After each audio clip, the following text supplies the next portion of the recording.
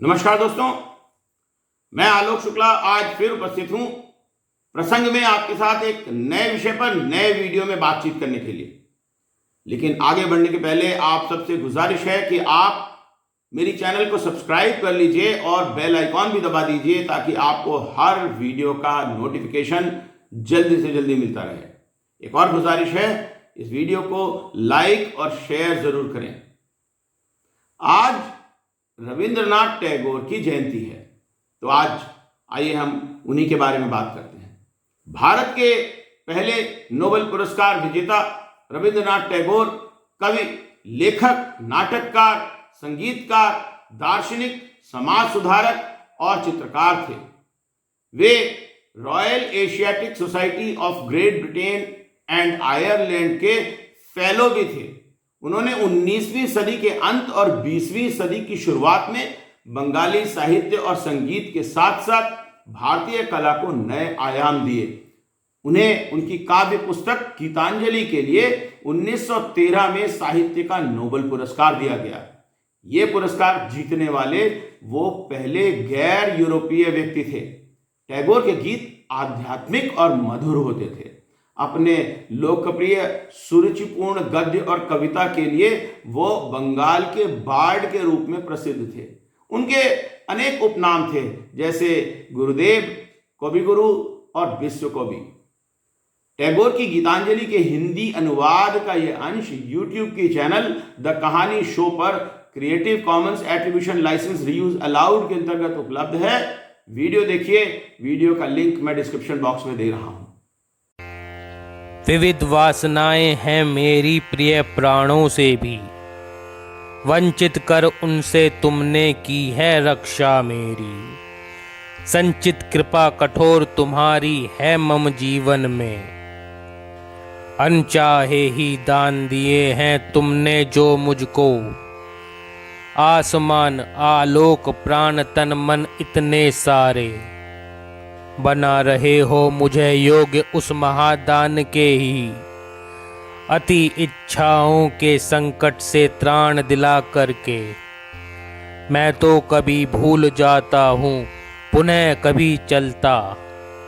लक्ष्य तुम्हारे पथ का धारण करके अंतस में, निष्ठुर तुम मेरे सम्मुख हो हट जाया करते। यह जो दया तुम्हारी है पहचान रहा हूँ मैं, मुझे फिराया करते हो अपना लेने को ही। कर डालोगे इस जीवन को मिलन योग्य अपने, रक्षा कर मेरी अपूर्ण इच्छा के संकट से। टैगोर का जन्म कलकत्ता के एक ब्राह्मण परिवार में 7 मई 1861 को हुआ था। बालक रविंद्र ने अपनी पहली कविता 8 साल की उम्र में ही लिख डाली थी। 16 साल की उम्र में उन्होंने भानु सिंह के छद्म नाम से अपनी पहली कविताएं प्रकाशित की। साहित्यिक अधिकारियों को ऐसा लगा कि ये कविताएं पुरानी खोई हुई क्लासिक्स हैं और इसलिए उन्होंने उन्हें जब्त कर लिया। 1877 में उन्होंने अपनी पहली लघु कथाएं और नाटक प्रकाशित किए, जो उन्होंने अपने वास्तविक नाम से प्रकाशित किए। वे मानवतावादी और अंतर्राष्ट्रीयवादी थे। उन्होंने भारत पर ब्रिटिश राज की निंदा की और ब्रिटेन से स्वतंत्रता की वकालत भी की। उनका बनाया हुआ शांति निकेतन आज भी विश्व भारती विश्वविद्यालय के रूप में कायम है। टैगोर ने कठिन शास्त्रीय रूपों को त्याग कर बंगाली कला का आधुनिकीकरण किया। गीतांजलि, गोरा और घरे बेरे उनकी प्रसिद्ध रचनाएं हैं।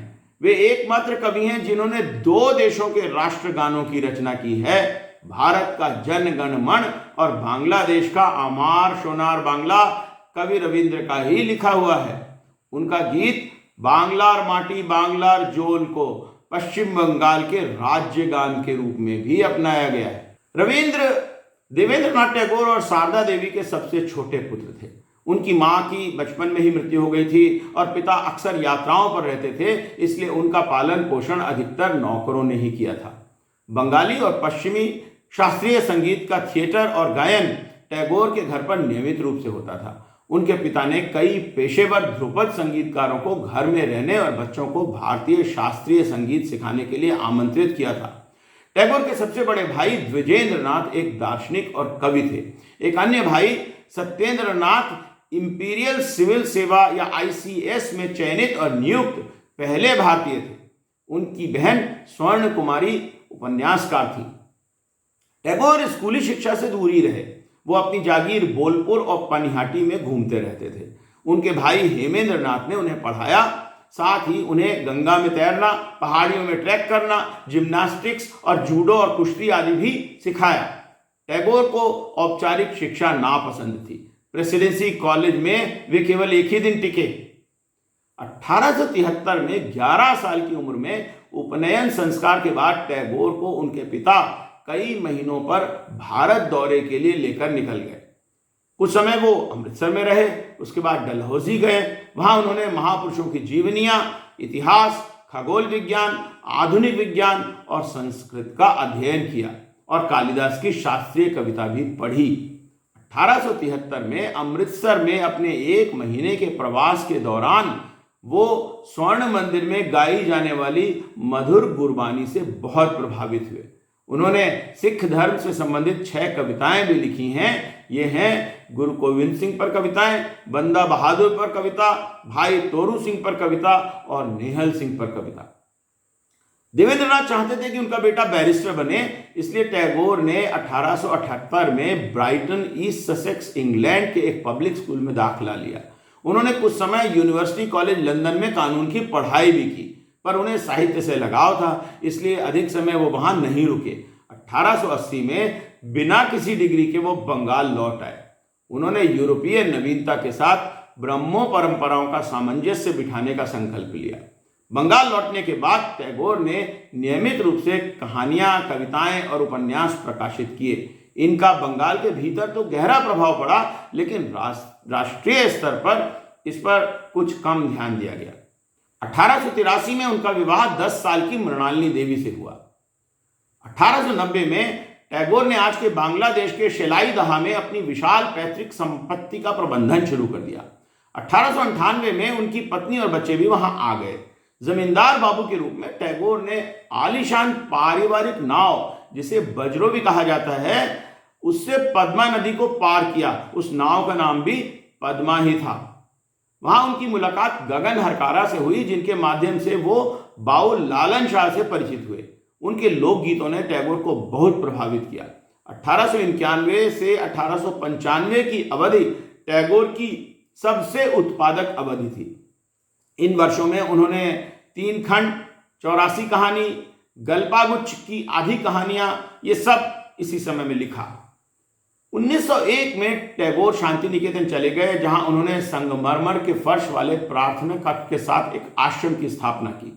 पेड़ों के झुरमुट और बगीचे के बीच एक प्रायोगिक स्कूल और पुस्तकालय बनाया। वहां उनकी पत्नी और 2 बच्चों की मृत्यु हो गई। उनके पिता की मृत्यु 1905 में हुई। उन्हें त्रिपुरा के महाराजा से उनकी विरासत और आय के हिस्से के रूप में मासिक भुगतान मिलता था। परिवार के आभूषणों की बिक्री और पुरी में स्थित तटीय बंगले और किताबों की रॉयल्टी से उन्हें 2000 रुपये प्राप्त हुए। 1912 में टैगोर ने अपनी 1910 की रचना गीतांजलि का अंग्रेजी में अनुवाद किया। लंदन यात्रा के दौरान उन्होंने इन कविताओं को विलियम बटलर येट्स और प्रज्रा पाउंड जैसे प्रशंसकों के साथ साझा किया। लंदन की इंडिया सोसाइटी ने उनकी ये पुस्तक एक सीमित संस्करण में प्रकाशित की। अमेरिकी पत्रिका पोएट्री ने गीतांजलि से एक चयन की गई कविताएं प्रकाशित की। नवंबर 1913 में टैगोर को साहित्य में उस वर्ष का नोबेल पुरस्कार मिला। 1915 में बर्थडे ऑनर्स में किंग जॉर्ज पंचम द्वारा उन्हें नाइटहुड की उपाधि भी दी गई, लेकिन 1919 के जलियांवाला बाग नरसंहार के दौरान टैगोर ने इसे त्याग दिया। नाइटहुड का त्याग करते हुए टैगोर ने भारत के तत्कालीन वाइसरॉय लॉर्ड चेम्सफोर्ड को संबोधित एक पत्र में लिखा था, the disproportionate severity of the punishments inflicted upon the unfortunate people and the method of carrying them out we are convinced are without parallel in the history of civilized governments. The time has come when badges of honor make our shame glaring in their incongruous context of humiliation. And I, for my part, wish to stand shorn of all special distinctions by the side of my countrymen. 1919 में उन्हें अंजुमन इस्लामिया के chairman Syed Abdul Majid ने सिलहट आने के लिए आमंत्रित किया। इस कार्यक्रम में 5000 से ज्यादा लोग शामिल हुए। 1921 में टैगोर और कृषि अर्थशास्त्री लियोनार्ड एल्महर्स्ट ने आश्रम के पास एक गांव सुरूल में ग्रामीण पुनर्निर्माण संस्थान की स्थापना की, जिसे बाद में श्री निकेतन या कल्याण का निवास नाम दिया गया। टैगोर ने गांधी के स्वराज आंदोलन में नरमी लाने की कोशिश की। उन्होंने दुनिया भर के दानदाताओं, स्कॉलर्स और अधिकारियों से गांवों को अज्ञानता की बेड़ियों से छुड़ाने का आह्वान किया। 1930 के दशक में उन्होंने अस्पृश्यता का विरोध किया और उनके अनेक लेख इस बारे में प्रकाशित हुए। उन्होंने इस विषय पर व्याख्यान भी दिए। उन्होंने अपनी कविताओं और नाटकों में दलितों को नायक बनाया। उन्होंने गुरुवायूर मंदिर में दलितों को खोलने के लिए सफल अभियान भी चलाया। यूट्यूब की चैनल नरेंद्र मोदी पर Creative Commons Attribution licence reuse allowed के अंतर्गत उपलब्ध वीडियो में माननीय प्रधानमंत्री जी बता रहे हैं कि टैगोर ने अपने लेख में भारत के इतिहास के वर्णन में क्या कहा है। वीडियो देखिए।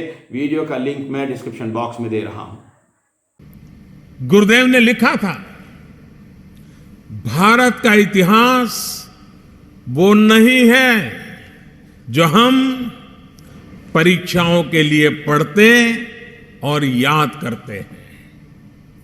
कुछ लोग बाहर से आए, पिता बेटे की हत्या करता रहा, भाई भाई को मारता रहा, सिंहासन के लिए संघर्ष होता रहा। यह भारत का इतिहास नहीं है। मैं नहीं कह रहा हूं, मैं गुरुदेव की बात सिर्फ पढ़ रहा हूं। इस इतिहास में इस बात तो वर्णन ही नहीं है कि तब भारत के नागरिक, भारत के लोग क्या कर रहे थे। टैगोर अंत तक रूढ़िवादिता का विरोध करते रहे। वर्ष 1934 में बिहार में भूकंप आया और हजारों लोग मारे गए। गांधी ने इसे दलितों के उत्पीड़न का बदला लेने वाला दैवीय प्रतिशोध बताया। टैगोर उनके शब्दों के अपमानजनक निहितार्थों के लिए बहुत दुखी हुए और उन्हें गांधी को फटकार भी लगाई। अपने अंतिम वर्षों में टैगोर विज्ञान में गहरी रुचि लेने लगे थे। 1937 के निबंध संग्रह विश्व परिचय में इसके संकेत मिलते हैं। 1937 के अंत में टैगोर ने चेतना खो दी। वे कुछ समय तक बेहोश रहे और मृत्यु के निकट रहे। इसके बाद 1940 के अंत में भी ऐसा ही हुआ। उन वर्षों की कविताएं उनकी सर्वश्रेष्ठ कविताओं में से एक है। लंबी पीड़ा के दौर के बाद 7 अगस्त 1941 को 80 साल की उम्र में टैगोर की मृत्यु हुई। 30 जुलाई 1941 को टैगोर ने भारत के प्रथम मुख्य चुनाव आयुक्त A.K. सेन के भाई को अपनी अंतिम कविता का डिक्टेशन दिया था। उसकी पंक्तियां हैं, I am lost in the middle of my birthday. I want my friends their touch with the earth's last love. I will take life's final offering. I will take the human's last blessing. Today my sack is empty. I have given completely whatever I had to give. In return, if I receive anything, some love, some forgiveness, then I will take it with me when I step on the boat that crosses to the festival of the worldless end. 1878 और 1932 के बीच टैगोर ने 5 महाद्वीपों के 30 से अधिक देशों की यात्रा की। 1912 में वो अपने अनुवादित साहित्य को लेकर इंग्लैंड गए थे। वहां उन्होंने मिशनरी और गांधी के शिष्य चार्ल्स एफ एंड्रूज, आयरिश कवि William Butler Yeats, Ezra Pound, Robert Bridges, Ernest Wright, Thomas Sturge Moore आदि को प्रभावित किया। येट्स ने गीतांजलि का अंग्रेजी में अनुवाद जो हुआ था उसकी प्रस्तावना लिखी। अनुवाद स्वयं रविन्द्रनाथ टैगोर ने ही किया था। एंड्रूज शांति निकेतन में टैगोर से आकर जुड़े। नवंबर 1912 में टैगोर ने अमेरिका और यूनाइटेड किंगडम का दौरा किया। 1916 से अप्रैल 1917 तक उन्होंने जापान और अमेरिका में व्याख्यान दिए। उन्होंने राष्ट्रवाद की निंदा की है। उनके निबंध भारत में राष्ट्रवाद का इस देश में काफी तिरस्कार भी हुआ, लेकिन रोमारोला जैसे लोगों ने इसकी प्रशंसा भी की। स्वदेश लौटने के तुरंत बाद 63 वर्षीय टैगोर ने पेरू सरकार का निमंत्रण स्वीकार कर लिया। उन्होंने मैक्सिको की यात्रा भी की। प्रत्येक सरकार ने उनके दौरे की स्मृति में उनके स्कूल को 1 लाख अमेरिकी डॉलर देने का वादा किया। 1 नवंबर 1924 को ब्यूनस आयर्स पहुंचने के 1 सप्ताह बाद ही वो बीमार हो गए। जनवरी 1925 में वो स्वदेश लौट आए। मई 1926 में टैगोर नेपल्स गए और रोम में उनकी मुलाकात मुसोलिनी से हुई। 1 नवंबर 1926 को टैगोर हंगरी गए। वहां हृदय की समस्याओं से उबरने के लिए उन्होंने बलाटन फ्यूर्ड शहर में बलाटन झील के तट पर सैनिटोरियम में कुछ समय बिताया। वहां पर एक पेड़ भी लगाया था। 1956 में वहां पर उनकी एक प्रतिमा स्थापित की गई है। झील के किनारे का सैरगाह अभी भी उनके नाम पर है। 14 जुलाई 1927 को टैगोर और उनके 2 साथियों ने दक्षिण पूर्व एशिया का 4 महीने का दौरा किया। उन्होंने बाली, जावा, कुआलालंपुर, मलक्का, पेनांग, सियाम और सिंगापुर का दौरा किया। इस दौरे के बाद उन्होंने एक यात्रा वृतांत यात्री की रचना की। 1930 में वो फिर से यूरोप और अमेरिका के लगभग 1 साल के दौरे पर गए। उनकी पेंटिंग्स पेरिस और लंदन में प्रदर्शित की गईं। उन्होंने वार्षिक लंदन क्वेकर मीट में भाषण दिया। वहां ब्रिटिश और भारतीयों के संबंध के बारे में टैगोर ने अलगाववाद की अंधेरी खाई की बात की। जून के मध्य में और सितंबर 1930 तक वो डेनमार्क, स्विट्जरलैंड और जर्मनी गए। फिर वो सोवियत संघ गए। अप्रैल 1932 में फारसी रहस्यवादी हाफिज से प्रभावित टैगोर की मेजबानी रजा शाह पहलवी ने की। अपनी यात्राओं में टैगोर ने Henri Bergson, Albert Einstein, Robert Frost, Thomas Mann, George Bernard Shaw, H.G. Wells और रोमारोला के साथ बातचीत की। 1932-1933 में उन्होंने फारस, इराक और श्रीलंका की यात्राएं की। इस दौरान सांप्रदायिकता और राष्ट्रवाद के प्रति उनकी नापसंद गहरी ही होती चली गई। आइए टैगोर के साहित्यिक कार्यों पर कुछ विस्तार से बात करते हैं। पहले उनके नाटकों की बात करेंगे। 1881 में टैगोर ने वाल्मीकि प्रतिभा नाटक में अपनी भतीजी इंदिरा देवी के साथ देवी लक्ष्मी की शीर्षक भूमिका निभाई थी। 20 वर्ष की आयु में उन्होंने अपना पहला नाटक वाल्मीकि प्रतिभा लिखा था। 1890 में उन्होंने उपन्यास राजर्षि का नाट्य रूपांतर विसर्जन लिखा, जिसे उनका बेहतरीन नाटक माना गया। नाटक डाकघर में बच्चे अमल का वर्णन किया गया है, जो अपने घुटन भरे और बचकाने माहौल को तोड़ते हुए अंततः सो जाता है, जो उसकी शारीरिक मृत्यु का संकेत देता है। टैगोर की चंडालिका या अछूत लड़की एक प्राचीन बौद्ध कथा पर आधारित थी, जिसमें बताया गया था कि कैसे गौतम बुद्ध के शिष्य आनंद एक आदिवासी लड़की से पानी मांगते हैं। रक्त काराबी में एक तानाशाह राजा के खिलाफ एक प्रतीकात्मक संघर्ष है, जो यक्षपुरी के निवासियों पर शासन करता है। चित्रांगदा, चंडालिका और श्यामा उनके प्रमुख नाटक हैं, जिन्हें एक साथ रविंद्र नृत्य नाट्य के रूप में जाना जाता है। यूट्यूब की चैनल तरुण सेन पर क्रिएटिव कॉमन्स एट्रीब्यूशन लाइसेंस के अंतर्गत वीडियो में रविंद्र नाट्य में चित्रांगदा को देखिए। वीडियो का लिंक मैं डिस्क्रिप्शन बॉक्स में दे रहा हूं।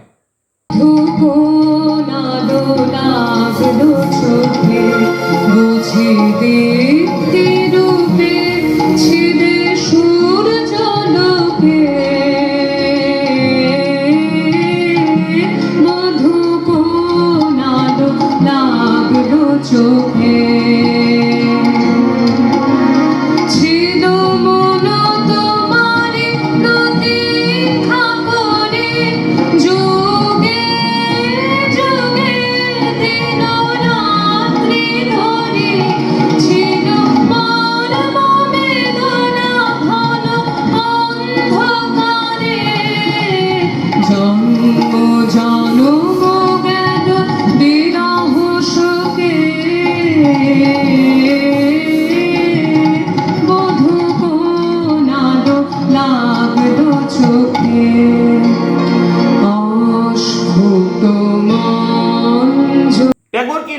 कथाओं की बात करते हैं।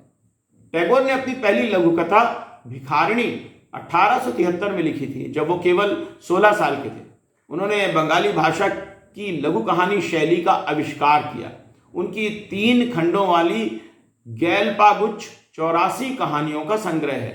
उनकी कहानियां उनके परिवेश, आधुनिक और फैशनेबल विचारों और दिलचस्प दिमागी पहलुओं पर टैगोर के विचारों को प्रदर्शित करती हैं।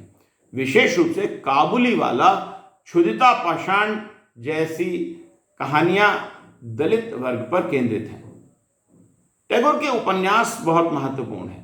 टैगोर ने 8 लंबे और 4 छोटे उपन्यास लिखे हैं। उसमें चतुरंगा, शिशेर कविता, 4 अध्याय और नौकादूबी शामिल हैं। घरे बहरे, आदर्शवादी जमींदार नायक निखिल के लेंस से स्वदेशी आंदोलन से बढ़ते हुए भारतीय राष्ट्रवाद, आतंकवाद और धार्मिक उत्साह को उजागर करती है। उपन्यास का अंत हिंदू मुस्लिम हिंसा और निखिल के घायल होने से होता है। गोरा में भारतीय अस्मिता को लेकर विवादास्पद सवाल उठाए गए हैं।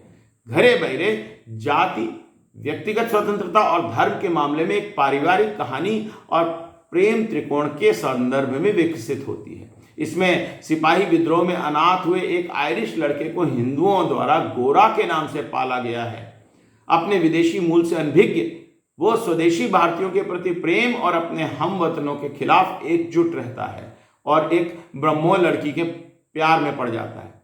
उनका चोखेर बाली या आंख की किरकिरी बहुत ही प्रसिद्ध और पथ प्रदर्शक उपन्यास है, जो लाड़ प्यार से भरे और आत्म केंद्रित महेंद्र, उसके मासूम बचपन की दुल्हन आशा, उसके जिगरी दोस्त बिहारी और मनमोहक विनोदिनी के बीच रिश्तों का उलझा हुआ जाल बुनता है।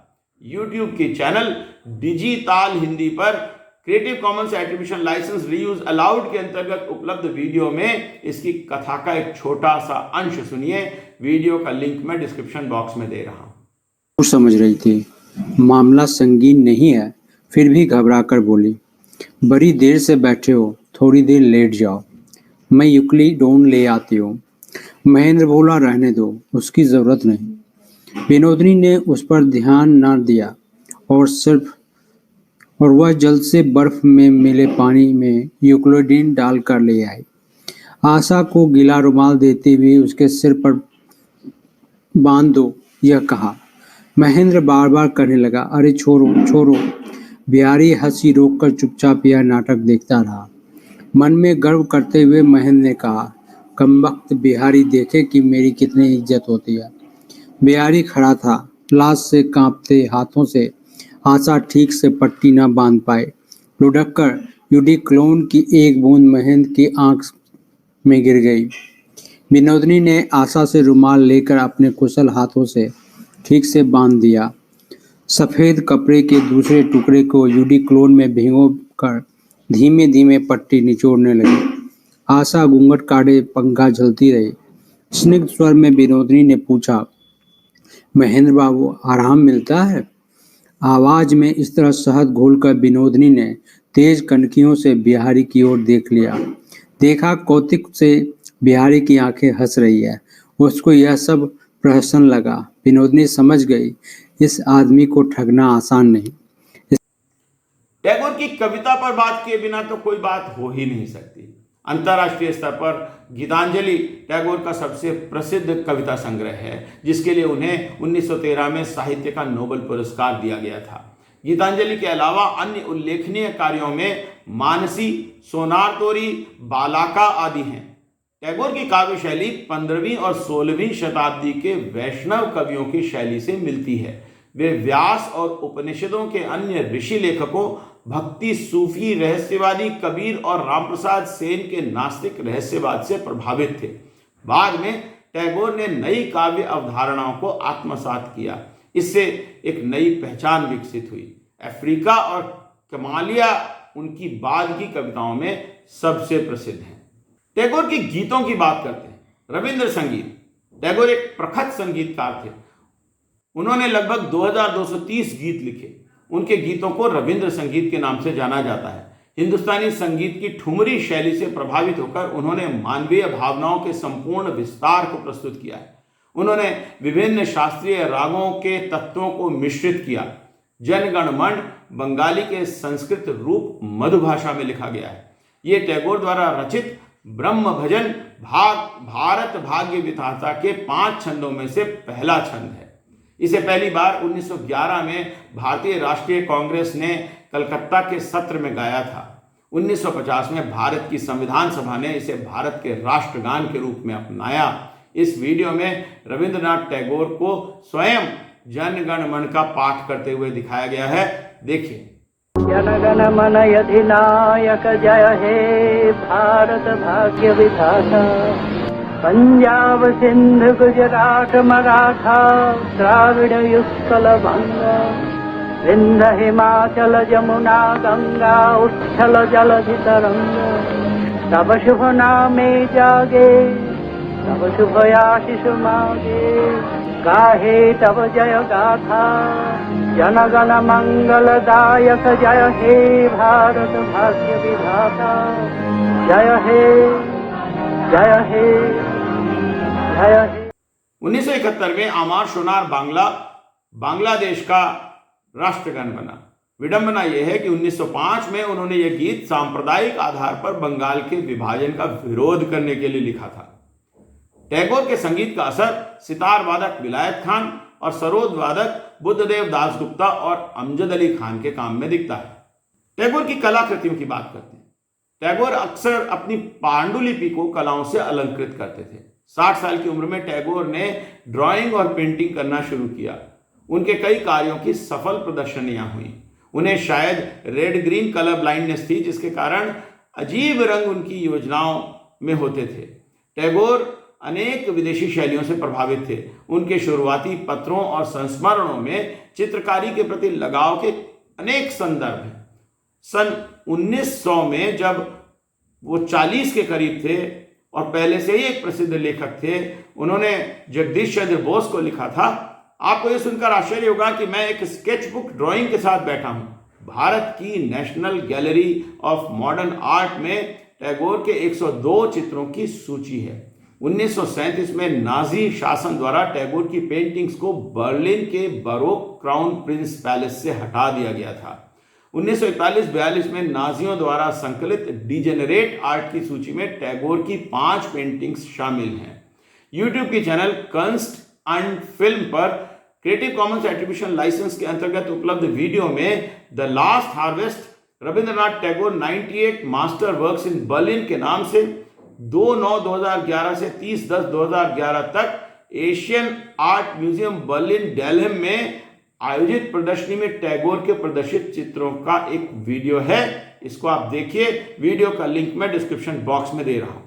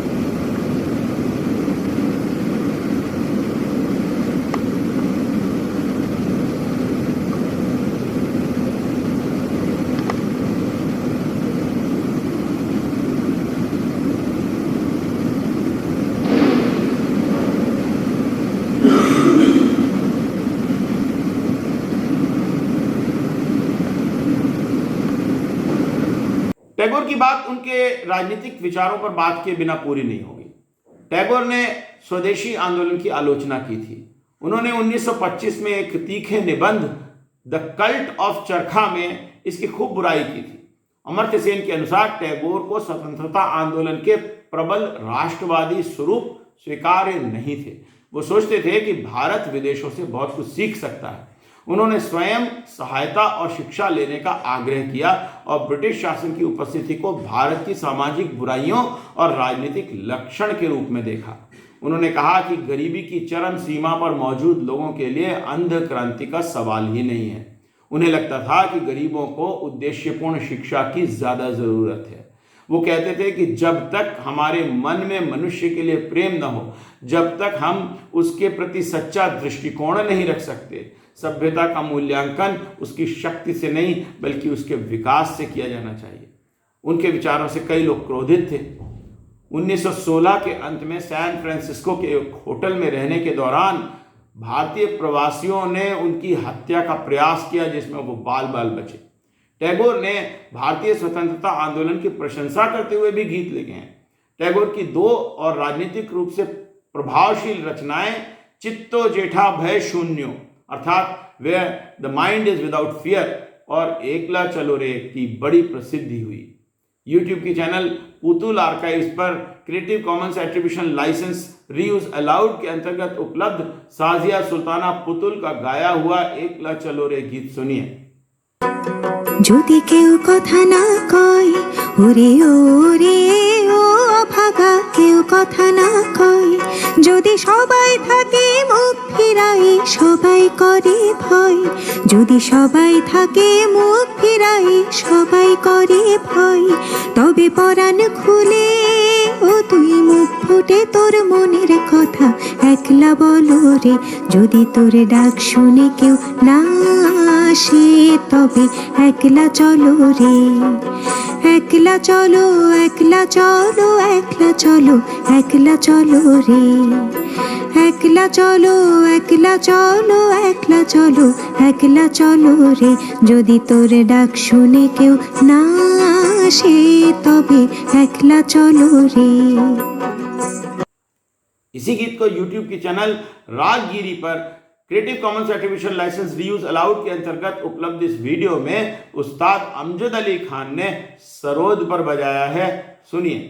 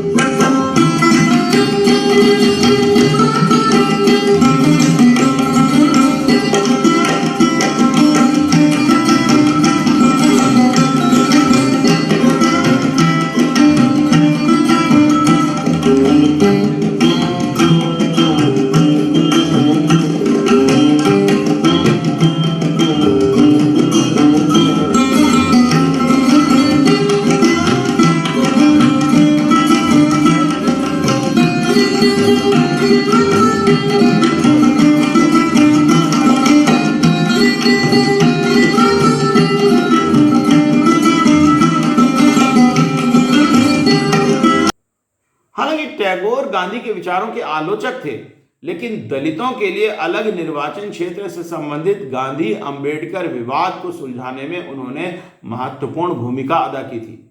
हमें याद रखना चाहिए कि एक दूसरे के आलोचक होते हुए भी गांधी और टैगोर एक दूसरे के प्रशंसक भी थे।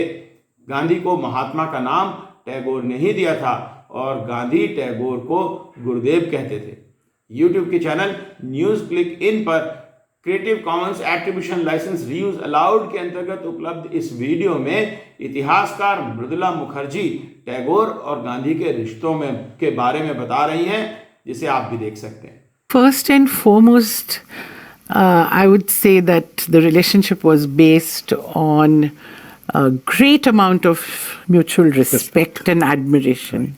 In fact, if you see the language they use for each other, it is always in superlatives, right. You know. For example, Rabindranath Tagore, of course, he was a poet and he wrote beautifully. So I could begin by just quoting a line from how he described Mahatma Gandhi and what Gandhi meant, right. His coming to India, Indian national movement meant. And this is when he is criticizing him. Right. In an essay in which he is criticizing him, he says, at this juncture, Mahatma Gandhi came and stood at the cottage door of the destitute millions, right. Clad as one of themselves and talking to them in their own language. Here was the truth at last, not a mere quotation out of a book. Right. So the name of Mahatma, which was given to him, is his true name. Who else has felt so many men of India to be of his own flesh and blood? And as soon as true love stood at India's door, it flew open. All hesitation and holding back vanished. So he describes the advent of Gandhi on the Indian political scene, that how before that there were great leaders, but they could not touch the people in that kind of way. Tagore का Nobel पुरस्कार सन 2004 में किसी ने विश्व भारती से चुरा लिया। प्रतिवर्ष टैगोर के जन्मदिवस पर उन्हें पूरी दुनिया में श्रद्धांजलि देने के लिए कवि प्रणाम का आयोजन किया जाता है। इसमें अर्बाना इलिनॉय में आयोजित वार्षिक टैगोर महोत्सव, कोलकाता से शांति निकेतन तक पैदल तीर्थ यात्रा, रविंद्र पथ परिक्रमा, उनकी कविताओं का पाठ आदि शामिल है। अमर्त्य सेन ने टैगोर को एक विशाल व्यक्तित्व, बेहद प्रासंगिक और बहुपक्षीय समकालीन विचारक माना है। टैगोर ने पूरे विश्व को प्रभावित किया। ग्राहम ग्रीन, विलियम रैडिस जैसे कुछ लोगों ने उनकी आलोचना भी की है। वहीं बड़ी संख्या में पूरी दुनिया के लोग उनके प्रशंसक रहे हैं। उन्होंने जापानी नोबेल पुरस्कार विजेता यासुनारी कावाबाता को भी प्रभावित किया। वियतनाम में वे कट्टरपंथी लेखक और प्रचारक ग्वेन एन निन के मार्गदर्शक थे। चेक इंडोलॉजिस्ट विंसेंट लेस्नी ने टैगोर की रचनाओं का अंग्रेजी, डच, जर्मन, स्पेनिश और अन्य यूरोपीय भाषाओं में व्यापक रूप से अनुवाद किया है। फ्रांसीसी नोबेल पुरस्कार विजेता आंद्रे गीडे, रूसी कवि अन्ना अखमातोवा, तुर्की के पूर्व प्रधानमंत्री ब्यूलेंट एसेविट, ये सभी उनसे प्रभावित रहे हैं। टैगोर सही मायने में आधुनिक भारत की आत्मा थे। उनके संगीत, साहित्य और चित्रों के कारण उनके कार्य अमर हैं। तो आज के लिए इतना ही। जल्दी फिर मिलेंगे एक नए विषय पर, नए वीडियो के साथ, प्रसंग में। तब तक के लिए नमस्कार।